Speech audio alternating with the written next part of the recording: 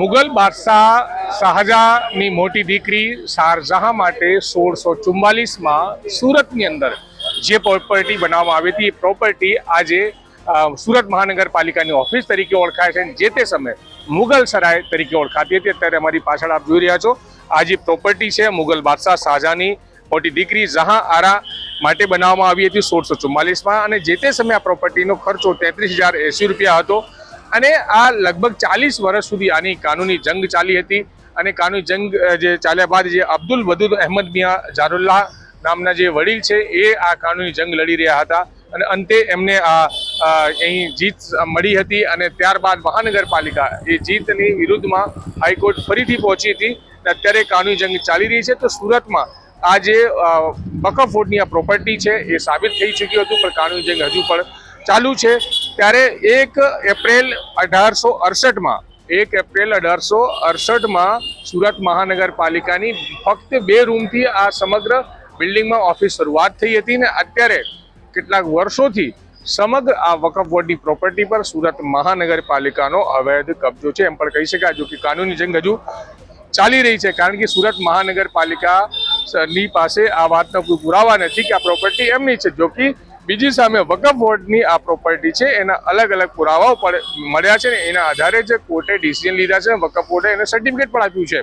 તો મુગલ બાદશાહ શાહજહાંની મોટી દીકરી જે જહાં આરા છે એમના માટે જે મુગલ સરાય બનાવવામાં આવ્યું હતું કે જે તે સમયે સુરતમાં નાનું સુરત હતું, અહીંથી લોકો હજ પડવા માટે બહાર જતા હતા અને બીજા અલગ અલગ ધર્મના લોકો પણ અહીંયા જે સુરત આવતા હતા તે અહીંયા રોકાતા હતા. તો એમના માટે આ મુગલ સરાય જે જગ્યા બનાવવામાં આવી હતી. સુરત મહાનગરપાલિકાની ઓફિસ જે વકફ બોર્ડની પ્રોપર્ટીમાં ચાલી રહી છે તે બાબતે અમારી સાથે વાત કરશે અસલમભાઈ સાકલવાલા, પૂર્વ કોર્પોરેટર છે કોંગ્રેસના સુરતમાંથી. અસલમભાઈ, આ જે પ્રોપર્ટી છે મહાનગરપાલિકાની, આને લઈને હવે તો કાનૂની જંગ ચાલી રહી છે અને વકફ બોર્ડના પક્ષમાં બી ફેસલો આવી ગયો છે કે પ્રોપર્ટી વકફ બોર્ડની છે. તો આ શું કહેવું છે આ પ્રોપર્ટીને લઈને? તો આ પ્રોપર્ટી જે છે એ મુગલ બાદશાહ શાહજહાંના દીકરી જહાં આરા કરીને હતા. એ જહાં આરાના જે અહીંના જે કાર્યક્ષેત્ર સંભાળતા હતા એવા ઇશ્તિયાક ખાને 1644માં બનાવવામાં આવેલ. તે ટાઈમે કે 32-33 ખર્ચા બનાવવાનો મેન ઉદ્દેશ્ય હતો કે સુરતથી જે તે સમયે હજ યાત્રીઓ હજ પડવા માટે જતા હતા, એટલે એમને આવીને રોકાવાનું, એમને આરામનું આ સ્થળ હતું, મુસાફિરખાનું હતું. ને એ સિવાયના અન્ય સમાજના અન્ય ધર્મના લોકો પણ એનો ઉપયોગ કરતા હતા. અને એ જે તે સમયે જહાં આરા જે હતા શાહજહાંના દીકરી, એમને એને વકફ કરેલ કે આના કામ માટે, આનો ઉપયોગ થવો જોઈએ. એ પ્રમાણે ચાલતું હતું. પરંતુ અંગ્રેજોનું રાજ આવ્યું એટલે 1867ની આજુબાજુ સુરત નગરપાલિકા જ્યારે બરો હતી, તે જે તે સમયના શાસકો હતા તેમને જ્યાં જૂની ઓફિસ હતી ડર જળગાણ પાસે, એને કંઈ રિનોવેશન કરવાનું હોય કે આગ લાગી હતી, એટલે જગ્યા એમની પાસે હતી નહીં વહીવટ કરવા માટે.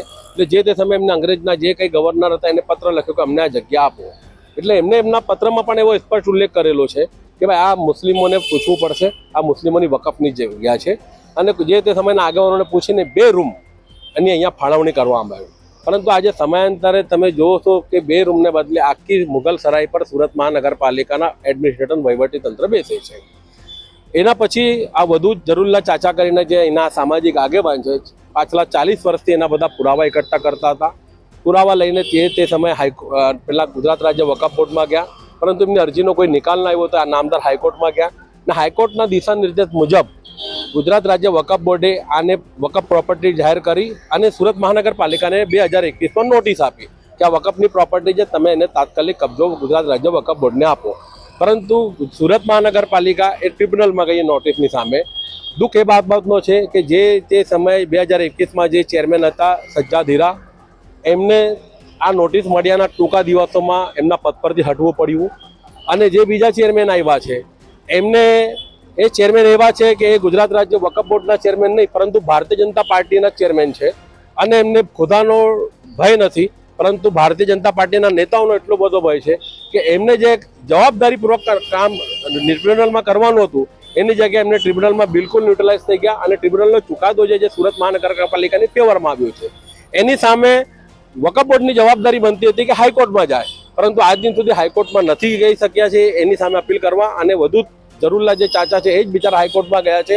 અમને એટલો વિશ્વાસ છે કે આ જે મિલકત છે એ વકફની મિલકત છે. જે તે સમયે જેનો ઉદ્દેશ હતો એના માટેની જે સુરત મહાનગરપાલિકા રિંગ રોડ સબજેલ ખાતે અત્યારે 29 માળની બિલ્ડિંગનું કામ ચાલી રહ્યું છે, વહીવટી ભવન બનવાનું.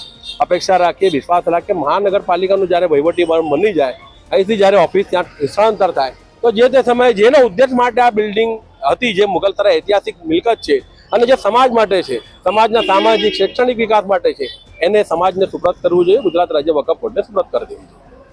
તો બિલકુલ આપણે સાંભળ્યું અસલમભાઈ સાયકલવાળા જે અત્યારે કહી રહ્યા હતા કે આ વકફની પ્રોપર્ટી છે અને વકફની પ્રોપર્ટી સાબિત પણ થઈ ચૂકી છે, પણ મહાનગરપાલિકા ફરીથી હાઈકોર્ટ પહોંચી છે અને એની કાનૂની જંગ હજુ ચાલી રહી છે. પણ આ વકફ જે પ્રોપર્ટી છે એને મહાનગરપાલિકા ક્યાંક ને ક્યાંક ખાલી કરીને વકફ બોર્ડને સોંપી દેવી જોઈએ એવી એમની માંગણી છે. સંજય સિંહ રાઠોડ, ગુજરાત તક, સુરત.